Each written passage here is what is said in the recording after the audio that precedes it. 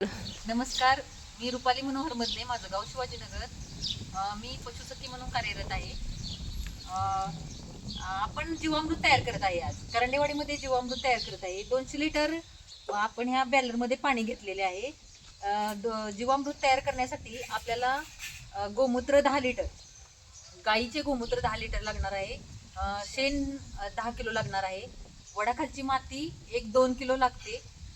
नंतर गूळ 2 किलो, बेसन 2 किलो, अशा प्रमाणात हे मिश्रण तयार करायचे आहे.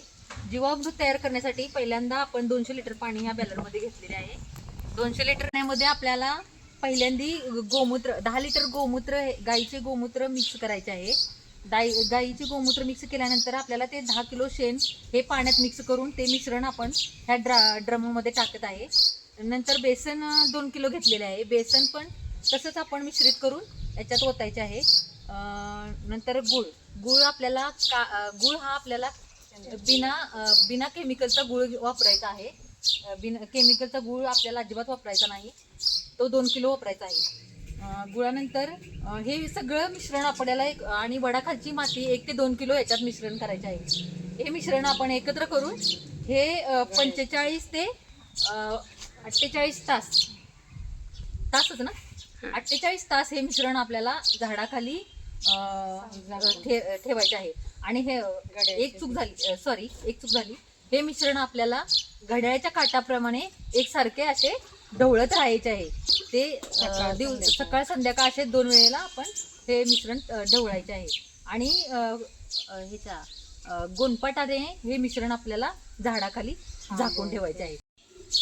हे एकरी आपल्याला सिंचनाद्वारे किंवा पाण्याद्वारे जरी आपण सोडले तरी चालू शकते. यामुळे आपल्या जमिनीची सुपीकता चांगली होते आणि आपल्याला पीक हे जोमदार येते.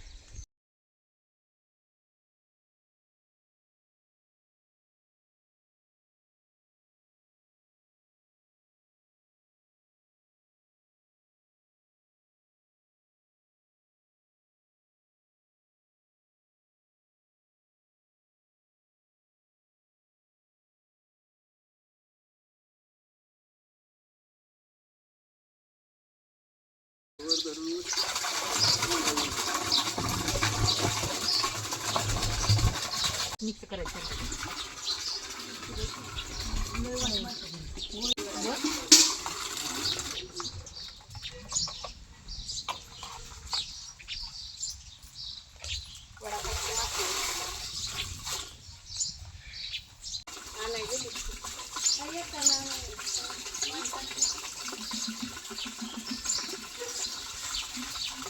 ह्याच्यात टाकले आणि आता काय करायचंय, हे 4 दिवस तुम्हाला सावलीत ठेवायचं.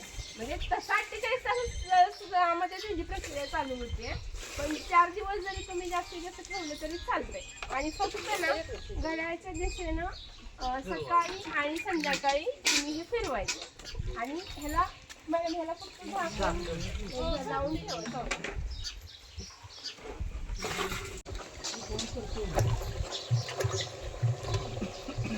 हे असे मिश्रण मिक्स करायचे.